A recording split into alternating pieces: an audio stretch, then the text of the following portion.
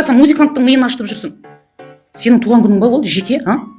Гүлсезім айттым саған мен. Алып кет машинаға апарып жатқыз дедім. Білдім ғой осындай болатынын. Мама сізде қызықсыз. Қызық көрсін деп. Біз көрдік қызығын. Енді біздің үстелде отыра берші дедім ғой саған. Білдім ғой осындай. Өзім кетем, қараймын соларға дедің. Нағыл дейсің енді. Сендер де тыңдамайсыңдар ма осыны? Білесіңдер ғой мінесін.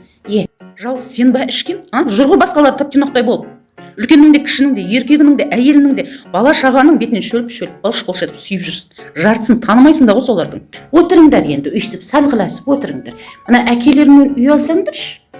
Кейін-ақ сөйлесерсіңдер. Тыныштықпен шайымызды ішіп алайықшы, айналайындар. Мама, мен қайтам қазір.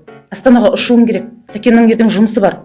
Фотозонадағы шарды неменеге жарып жүрсің? Тарсылдатып, бала шағаны жылатып шыңғыртып, екі аққуды, тым жақсы тұрған аққуды жарып тастағансың. Қасқа, ана өзі тапса да официантты маған кеп специально ана құда баламен тым жақсы билеп жүрген ғой. Сөйтіп едім, ойбай әпкетіп түртіп, оны түсінбеймін, музыкадан ызы шуып жатырмыз. Ойбай ана торт дейма бірдеңені әкелейін деп едік, уақытымыз жоқ деді ма? Ана шарды жарыңызшы жастар шыққан деді, соны түсіндім, шошайтып қолымызға найза ұстатып кетті. Содан ойбай ана найза бар, құда бала бар, үшеуміз тым жақсы билеп жүрсек, ал жастар шықты деді. Содан аманатқа қиянат қылмайын деп қолымда найза жүгіріп барып жауға шапқандай байғұс патыр-пұтыр түгін қалдырмай, ана гүлі бар ма, аюы бар ма, аққуы бар ма, бәрін шетіне патырлатып до конца жарып тастаған ғой. Не болды там? Мақау, төбедегі воздушный шарды жар деген саған. Оформлениеде тұрған емес. Сен дұрыс түсінбегенсің ғой. Төбедегі воздушный шарды жар деп айтқан ғой саған. Бәсиян Айгүл шыққан кезде бүйтіп қарап сені қарасақ жоқсың. Сосын ренжіді ғой, нағып шар жарылмады деп. Сөйтсек сен ана жақта жүрсің ғой. Со жақтағы шарлардың бәрін жарып. Мен де ұялып кеттім негізі. Капец, шарды қайдам картоп жарыпсың замза. Это точно позор, да. Ертең инстаграмда ма, ютубта ма хит болып жүрмеш, әйтеуір миллион просмотрды олай да былай жинап. Гүлей, Шректегі мышық қысап сен өлемеш маған. Сенде не анау таласып, Гүлденге, мынау Айдосқа, мынау Замзаға деп алдыңа бергенде алда тыныш отырмайсың ба? Түк көрмеген адам құсап. Гүлсезім, сағандай қызықсың со майда шүйде үйде тұр осы қарасың. Тимеңді де мен қызма. Елің бар? Ал. Гүлсезім айттым саған мен.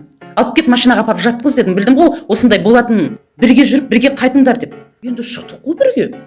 Просто мен мемлекеттің өзі ғой, анау бейге не дауын болып қалдым деп. Бір машинаның музыкасына билеп тұрды сол жерде. Сосын мінет шығар деп ойладым ғой. Сенде қызықсың, алдында тұр ғой. Ақ свет пен қызыл светті ажырата алмайсың ба?